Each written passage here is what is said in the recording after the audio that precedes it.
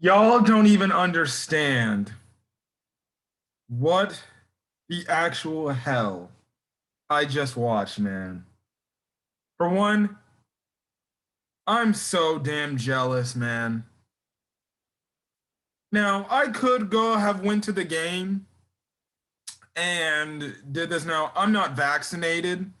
Um, so I would have to have gotten a negative COVID test. But if not, if obviously Staples didn't have the guidelines you had to go attend, I would have definitely went to that game live, and that would have probably been the greatest Clipper game I would have been at. Which I don't care what anybody says. This is for now, Game 6 of the semifinals for the Clippers is the greatest Clippers game in Clippers history.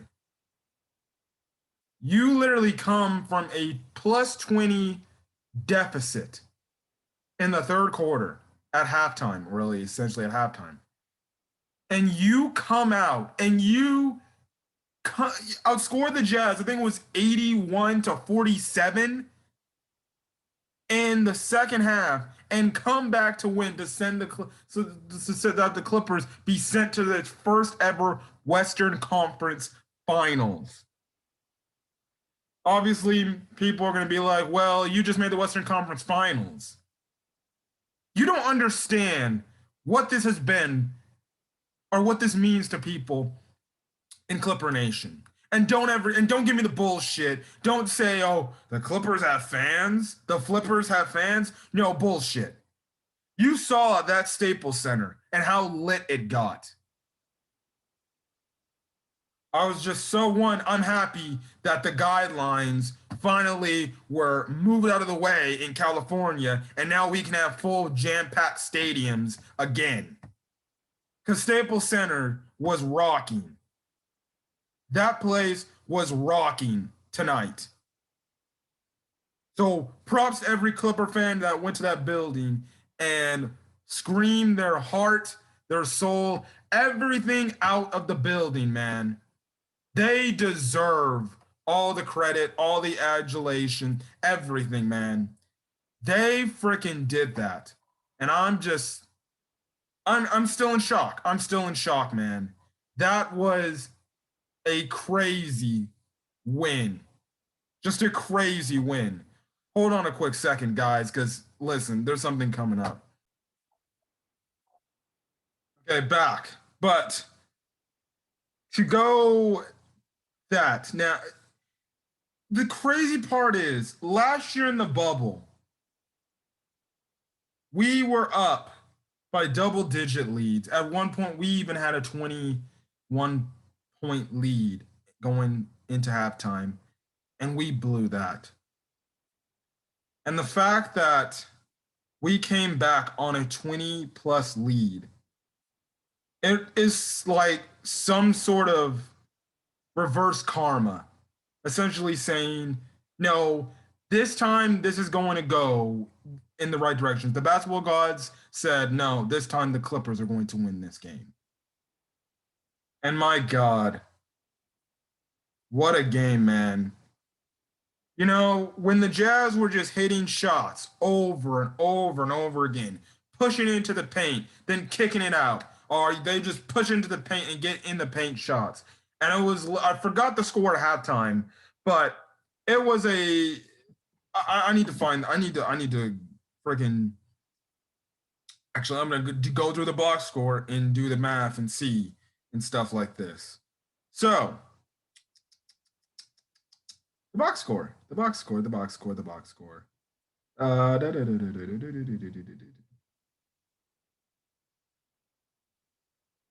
so, okay. Now, let me get my calculations right to tell you guys the accurate score of the freaking game. So, the Jazz had 31 and then 39 second quarter points. So, they had 72 points. 72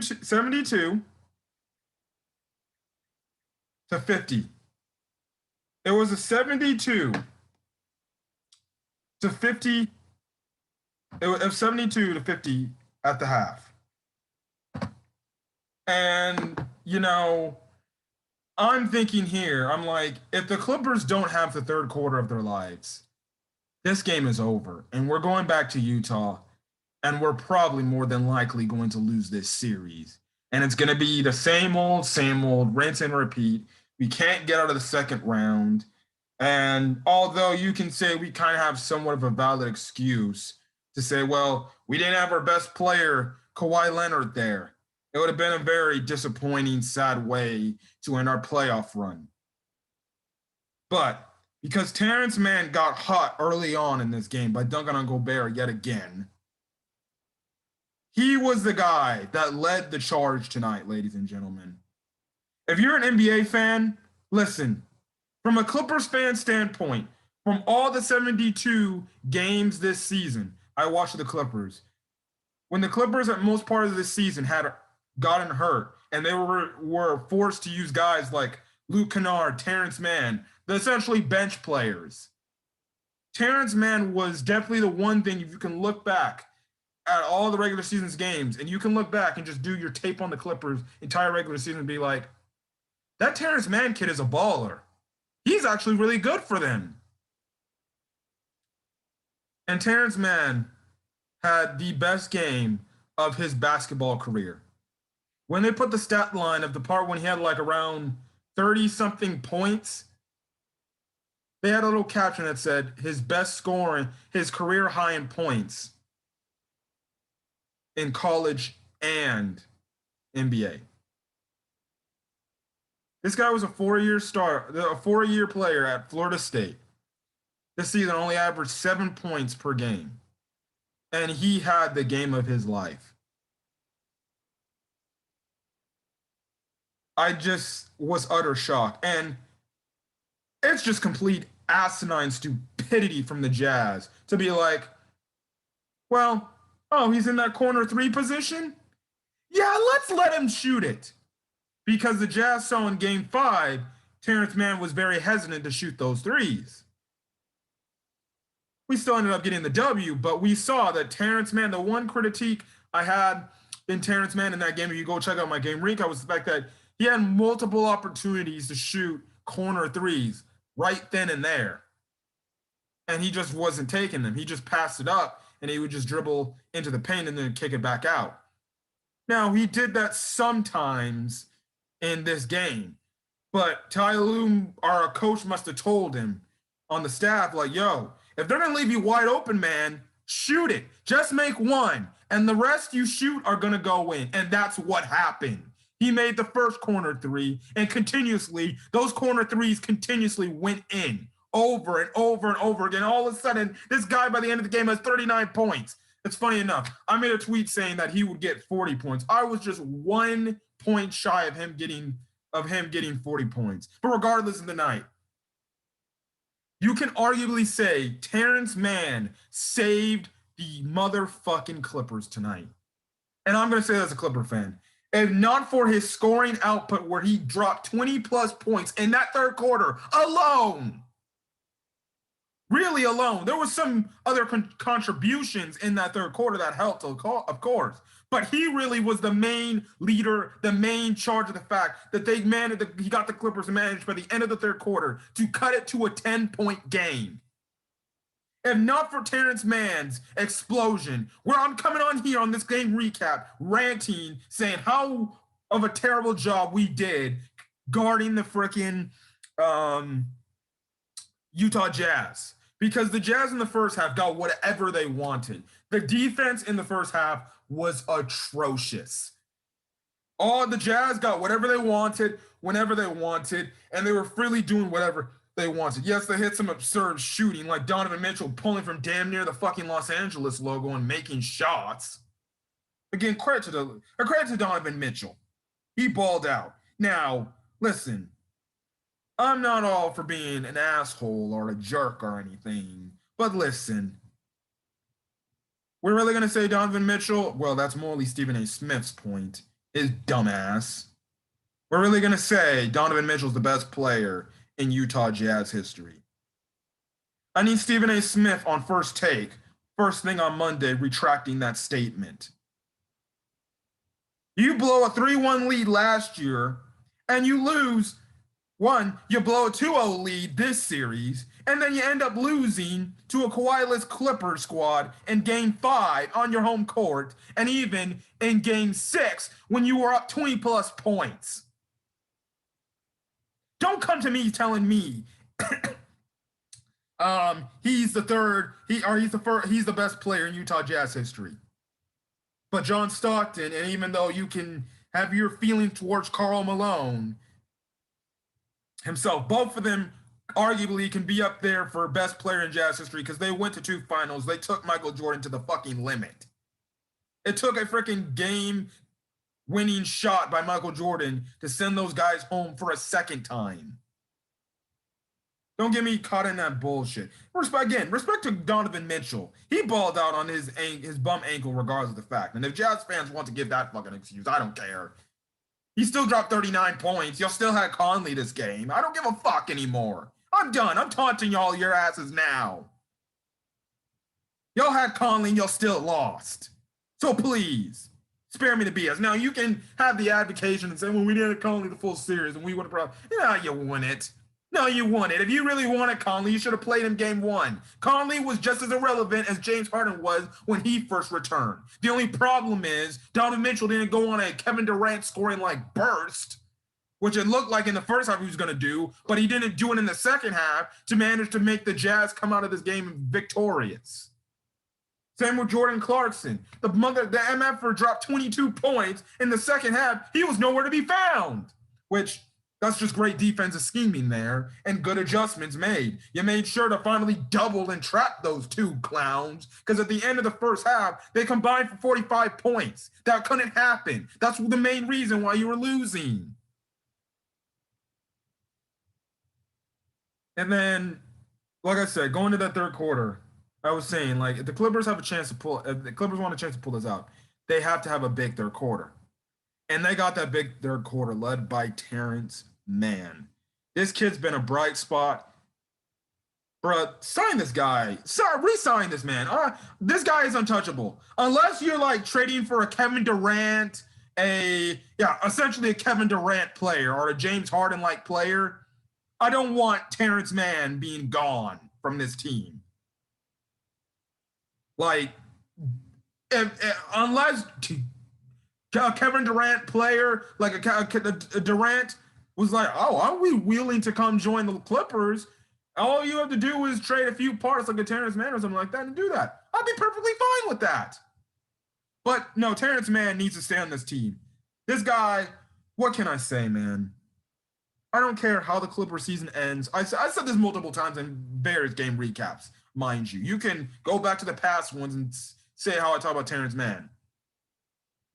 I've always said, however the Clippers season, ends, the one thing I'm going to take out of this season is that Terrence Mann was probably, if not the most positive thing I saw of this series. And the fact that this idiot Doc Rivers, left him sitting on the bench all this fucking time is just an utter embarrassment. Now, I know the 76ers won tonight. I'm actually pissed off at the fucking Hawks for not doing their job and knocking them out. I would have found some sort of solace if the Hawks had won tonight and the Clippers won tonight. Because then it's been like, oh, well, huh, Doc Rivers. It seems like things aren't very much different, which you can still put that point out there. The fact that, guess what, Doc Rivers? Things aren't different because Ty Lue actually came back on a deficit. Again, another point I want to mention. If this team was coached by Doc Rivers, we're losing this game. We're losing this game. I don't even think Doc Rivers makes the adjustment to put Terrence Mann in the starting lineup. We would have lost this game by damn near 50 probably plus points, and it would have been an embarrassment. We would have got blown out in Game 7. But no, the Clippers are different this year compared to last year. Because when the going gets tough for this team, they don't back down. They don't cower. They don't run away from the moment. They just be like, you know what, I'm done with this. We're done. And their mentality doesn't shrink. They play aggressive. They hustle. They did anything anything they could to find some way to get back in the game. And they did that.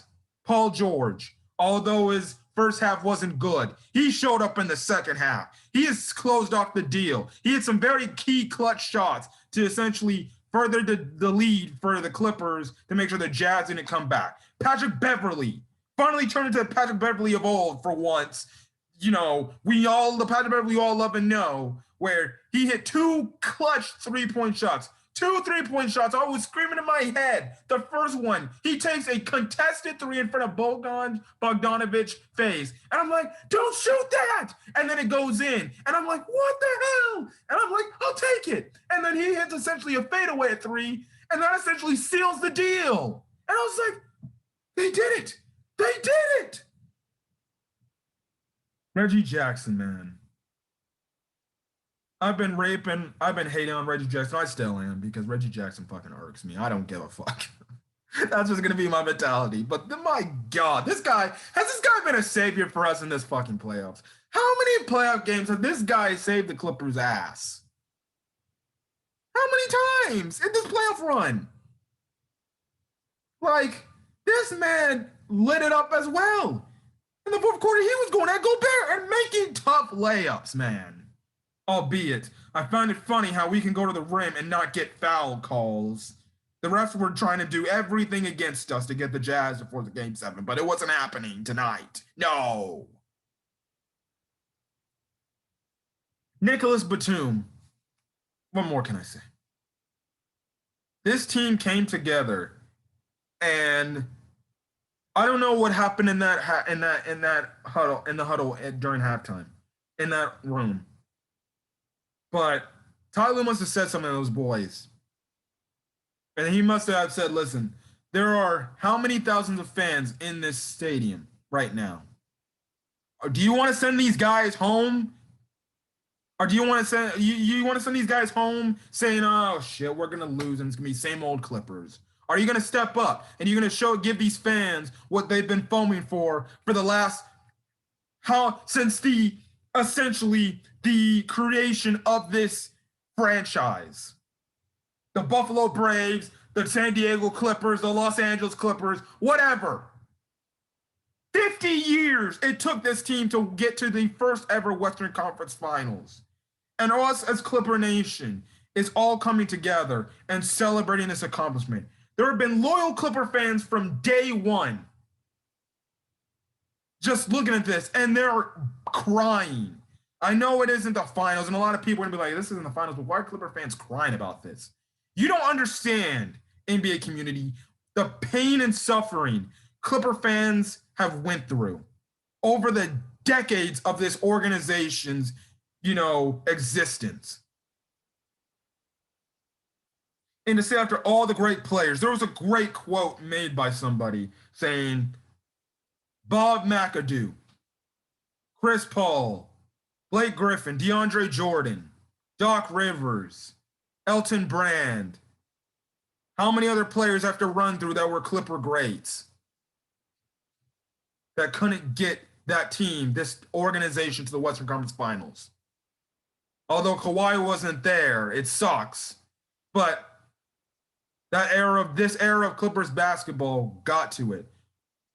But really, Paul George, Terrence Mann, Reggie Jackson really were the main factors we won this game, and we're going to the Western Conference Finals. They're the two players that's helped get the Clippers to the Western Conference Finals.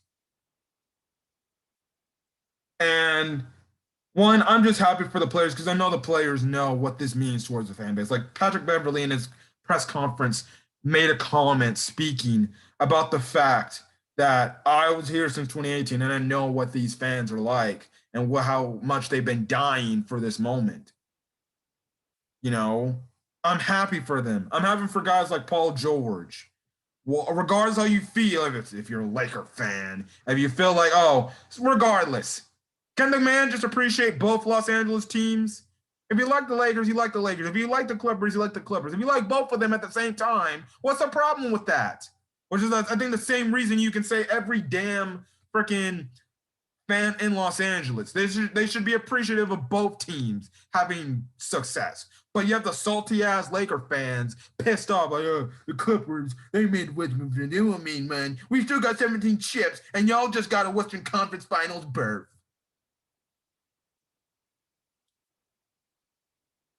regardless how they feel, you know, this game was insane. One half, I was actually like, we're gonna probably see the same shit again, and I'm gonna be very disappointed yet again.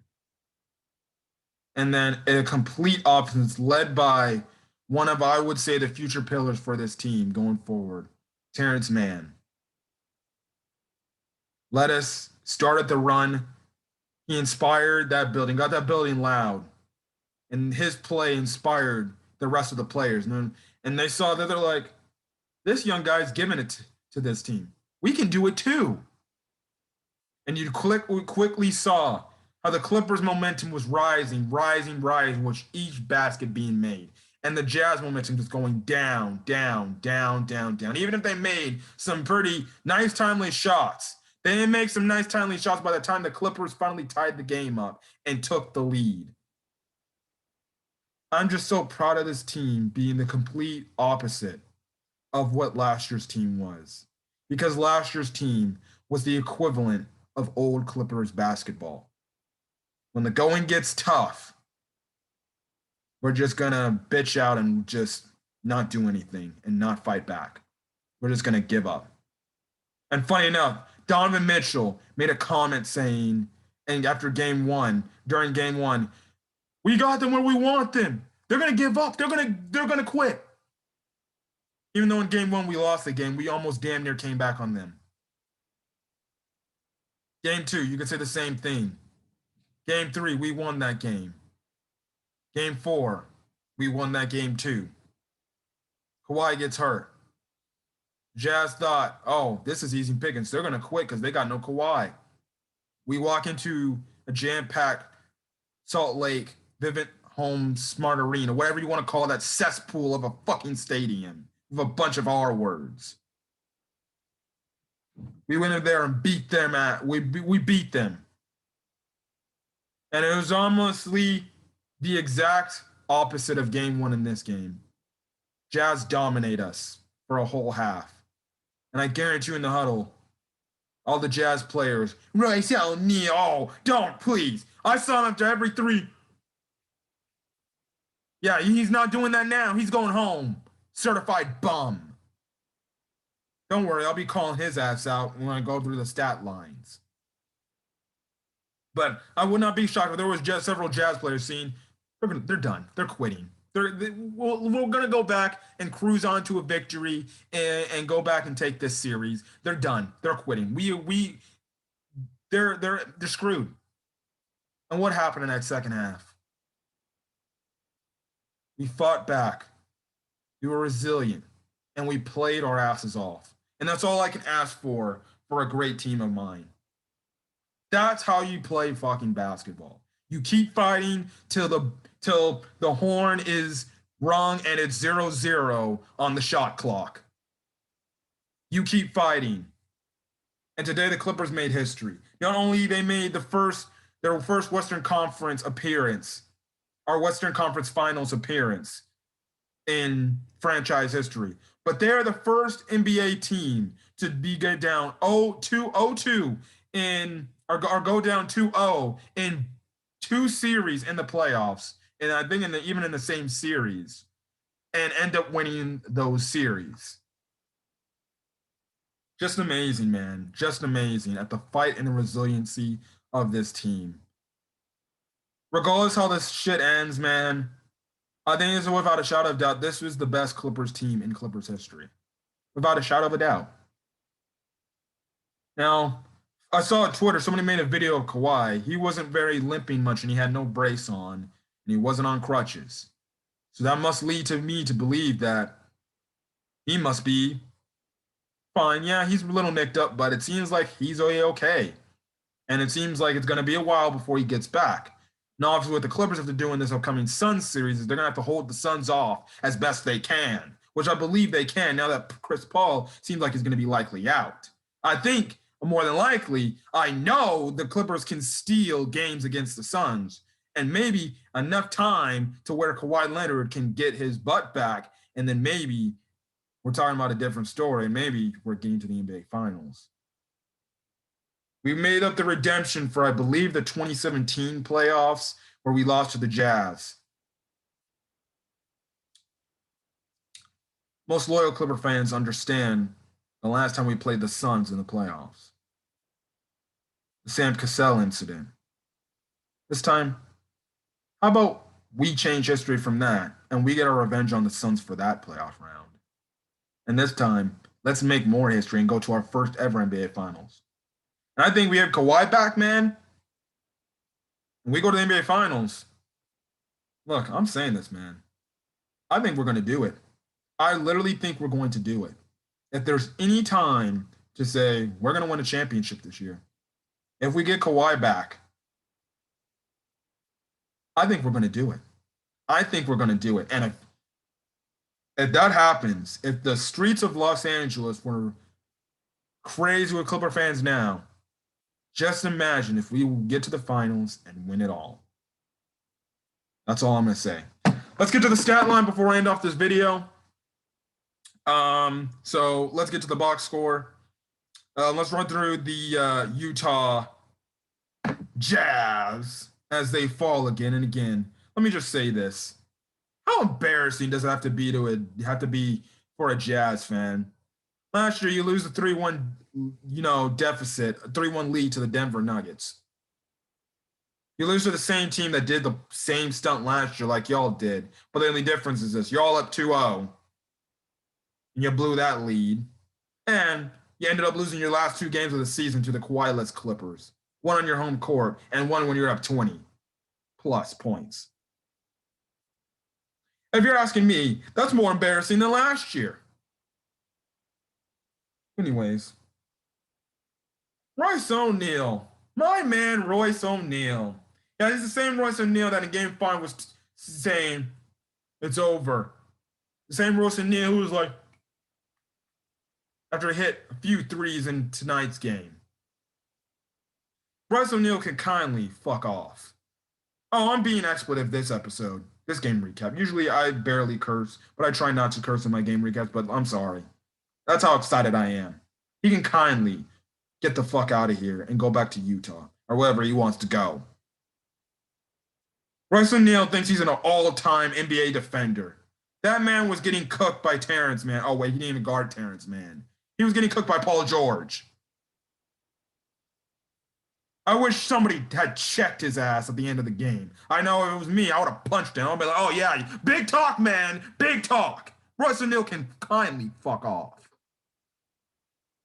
If my uncles listen to this, I'm sorry.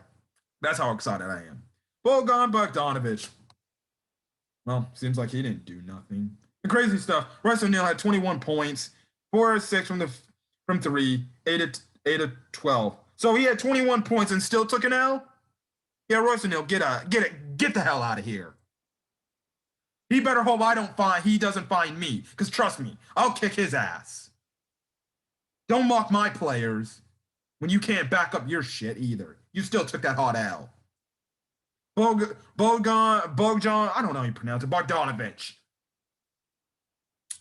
14 points, was a literal no-show. So, like, every game he's been in Los Angeles, guess what? Utter no-show. His only best game was that last game when he had damn near how many points to start off in the first half in Game 5 and finish with 32 and still took a hot L? Yeah. Hold it, Bojan. Trash. Huh. 3-time Defensive Player of the Award, only to be sunned by Terrence Mann, or owned by Terrence Mann. Dunked on him twice. Dude, okay, I'm just going to be honest. If I'm a Jazz fan, I'm honestly pissed. All the Jazz really had to do was counteract the Clippers by going small and making the adjustment. But no. The Jazz were like, we're just going to keep Rudy Gobert out there. And Rudy Gobert just stayed in the paint for 3+ seconds. I had no idea why there was never 3-second in the key calls every damn time. And he left at least one Clipper player wide open for 3. Tonight's game was Terrence Mann, and Terrence Mann made him pay for that, along with the dunks and stuff like that. Hey, Jazz fans, listen. Rudy Gobert is a good regular season player. Playoffs? This man got exposed damn near like Shreds did in the playoffs last year. Well, so much for being 3 Defensive Player of the Year award. They might as well should take that away and give it to somebody else. He did nothing. 12 points, 5 to 6 from the field, most of them from freaking free throws and layups, but okay. But yeah, Mike Conley. I'll tell you one thing. He wasn't Clipper killer Mike Conley tonight. Good. Because he only had 5 points and 1 of 8 and 1 of 6 from the field, which I figured. You want to rush somebody back on a bum hamstring back. And guess what? He gave you the equivalent statistics when James Harden when he came back. He only played 26 minutes? Ha! Clipper killer Mike Conley didn't get us this time. This time we clipped his ass.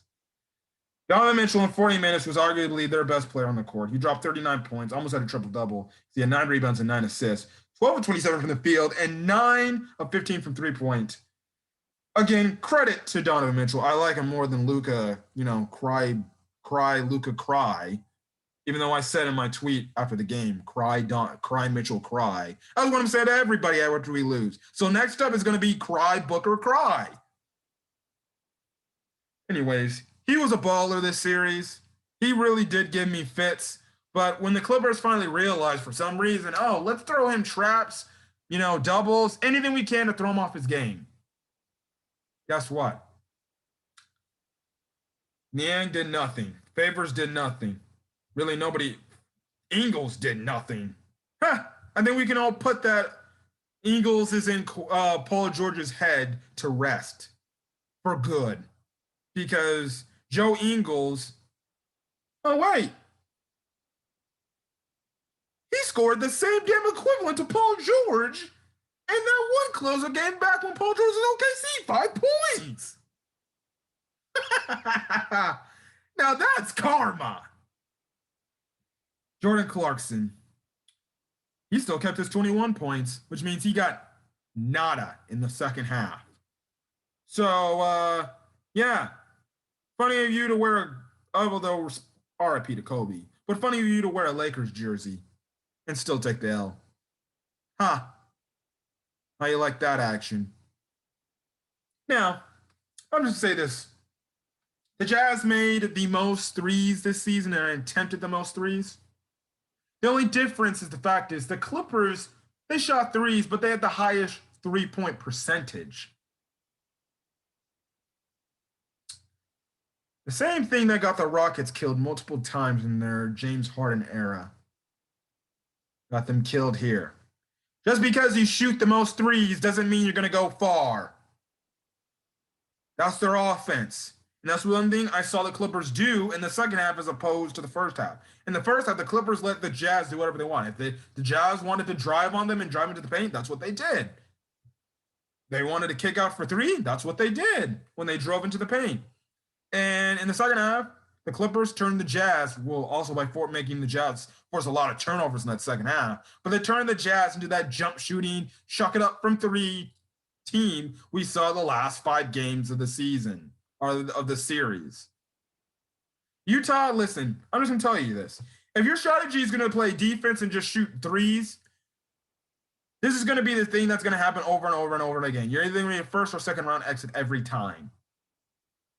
You might want to actually do something other than just shoot threes. You might actually want to have a mid-range.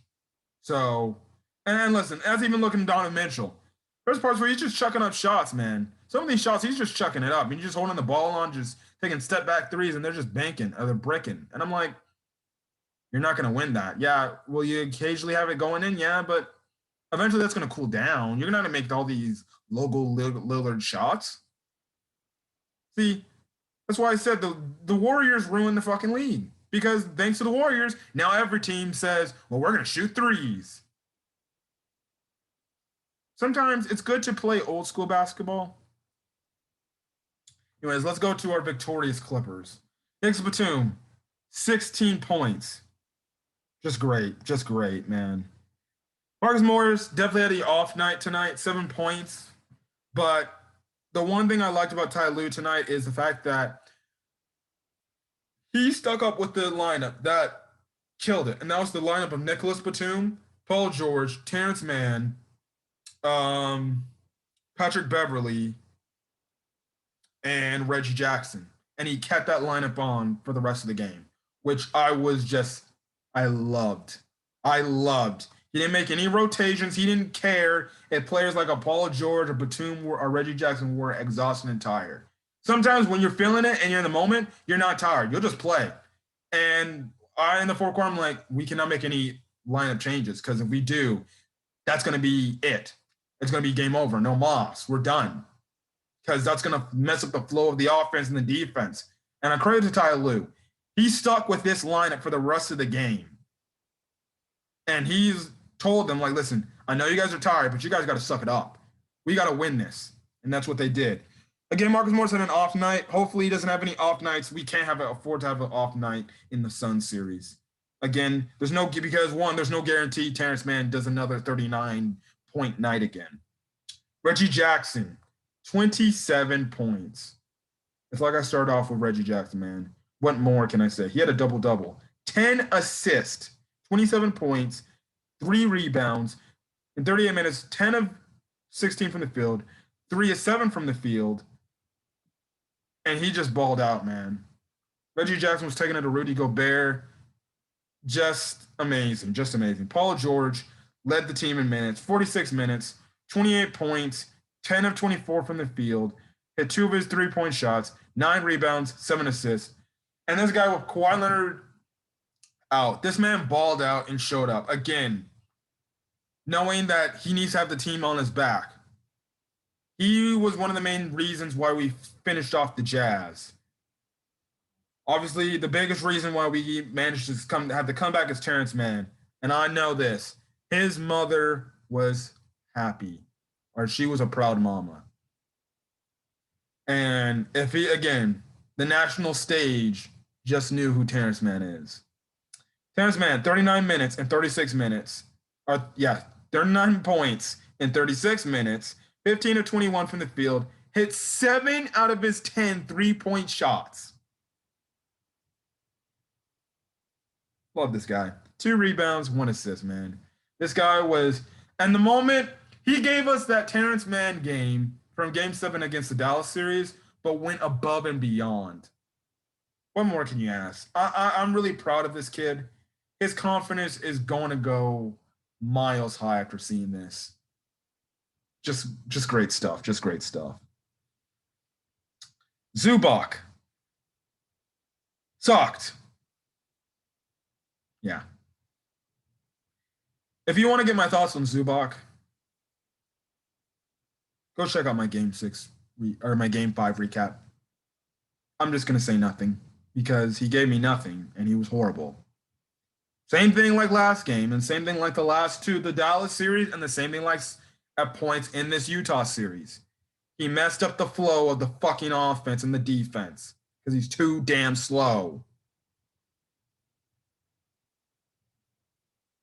Personally, if you ask me, I don't care if he's traded. There are some Clipper fans listening saying you're an asinine, or you're stupid to make that statement. No, I think we can all agree that Zubac has been utterly unplayable this entire playoff run. And if he goes, right now he's 0 for 2. If he goes 0 for 3, yeah, I think you need to cut the cord and trade him. And go see if you can find yourself a better center. Or hopefully there's better centers in the market where it's a serviceable piece that can be a backup to Serge Ibaka. Rondo, only 7 minutes. And that was kind of the part where it got the Jazz out. There was a lineup where it was a 4-guard lineup. I forgot. It was like, I think it was Rondo, Reggie, Kennard, I think Man 2, and Zubac. And that lineup did not work under any circumstances at all, which is what got the Jazz the huge exact big lead. Just an awful lineup. Rondo, I hope he's better in the Phoenix series. Otherwise, I'm gonna get on that train of saying like, shit, maybe we don't need him. So maybe you can just trade him too to some other team. I guarantee you a team will be glad to take him off his hands. So we'll see there. He's another guy that maybe you can look at me like, you know what? Maybe we really don't need to trade him. Or maybe we do need to trade him. We'll see. Just like Zoo, he's somewhat 0 for 2, but I'll give him a pass. He was pretty good in some of the Dallas series, but yeah, we'll see. In obviously the Phoenix series. I know the one thing is gonna be Rondo versus CP3. That's gonna be fucking exciting whenever CP3 comes out. Patrick Beverly, again, like I said earlier in the video, returned back to the Patrick Beverly of old. In 27 minutes, gave us 12 points, was 3 of 4 from the field, and hit two. Now he hit three 3-pointers, but he hit 2 of the clutches 3-point shots in Clippers history. Some of the clutchest shots in Clippers history. When he pulled up from 3, like I said, I was screaming like, "Don't shoot that!" And I was with my dad. He's like, "Are you serious?" And then he made it. I was like, he made that shit. And then he made the corner 3 fade away, and I just lost it. Patrick Beverly's defense was amazing. This was the old Patrick Beverly. This is the Patrick Beverly of that 2019-2020 team. We finally got a glimpse of old Patrick Beverly. Patrick Beverly that doesn't run around and do nothing and give us nothing. So I'm guessing that means he's got his groove back. He's now playing like old Patrick Beverly like we all love and know. So that's great. And then Luke Kennard, he didn't really do much of anything too. He just missed one shot and he didn't get much minutes. And that was kind of it. Because there was a point in the game where in the second half, they were clearly targeting him, like, get Terrence Mann back in. And lo and behold, they got Terrence Mann back in. Things change. But just a great outing for the Clippers, man. Just a great outing. I very much enjoyed this. I know this game recap's definitely going to go up late, but listen, man. What a game. Definitely the best game in Clippers history. Definitely this is the best team in Clippers history. And I just really do hope we can go all the way. And we got another tough series against the Phoenix Suns starting for some dumb reason at 12:30 on a Sunday in Phoenix.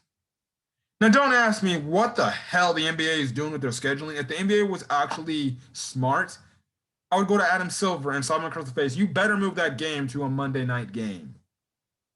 Because if you really expect the Clippers to win a very emotional game and have a quick turnaround like that, you must be crazy.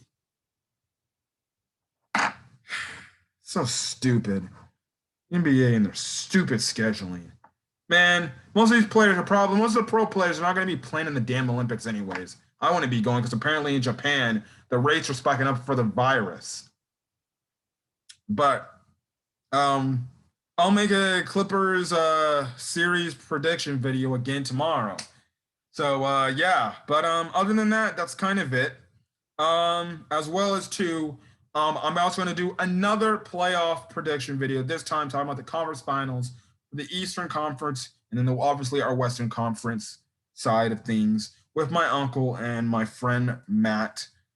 So watch out for that video if you want to get my thoughts on also the Eastern Conference side of things, whatever who ends up being the Eastern Conference Finals.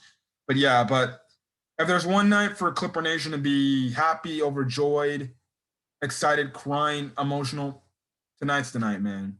This is our night. Don't let anybody ruin this. You know, it's funny enough. The Laker fans said, get to the Western Conference Finals and we'll talk. And you can do your talking. Well, we did that. Now we can talk. We got here. Again, job's not done. Job's not finished. That's 2 down. We got 2 more to go to get to the goal we want, and that's hosting that Larry O'Brien trophy. So next up is the Phoenix Suns. I know their fans are very cocky. I've already seen a trend on Twitter saying Suns in 5. They might want to watch it because I think the Clippers are going to be a more tougher team than the hobbled Lakers and the Jamal Murray-less Denver Nuggets. I don't think they want this smoke from the Clippers. Trust me. And they better hope Kawhi Leonard doesn't come back because if Kawhi Leonard comes back, so So you might want to hope you sweep the Clippers. Otherwise, you're taking that hot L. Now, personally, if you ask me, I'll give you a serious prediction. I got Clippers in 6. Yeah, I said it. Cry me a river. Clippers in 6. We're coming for you, Phoenix. You're up next. Your time is coming. And we're coming for you guys. Now, if I'm wrong on this, hey, that's fine. That's fine. I'm just having a good time. But listen, Phoenix might want to be scared because they messed with the wrong Los Angeles team. Just like the Mavericks and the Utah Jazz. Tick tock, tick tock. Your time is coming. And when your time is up, you'll be the same bitches going home crying. Anyways, guys, hopefully you guys enjoyed this Clippers game recap. Again, if you like the video, leave a like. Put in the comment section your thoughts on this amazing Clippers win. How long have you been a Clippers fan? And what does this win mean to you? Also, predictions on the Suns series, even though I'm going to make a series predictions video. But other than that, hit that subscribe button if you want to get more Clipper game recaps till the end of the season. And hopefully we keep it going for 4 more, for I don't know how many more games. And because we need 4 more wins, we're really only 8 wins away for the NBA championship. And we're only 4 wins away from getting to the finals. I'm just excited. Time to get up. Time to get happy. Let's do this thing. Anyways, I'll see you guys on the next video. So till then, guys, have a great rest of your night. Peace.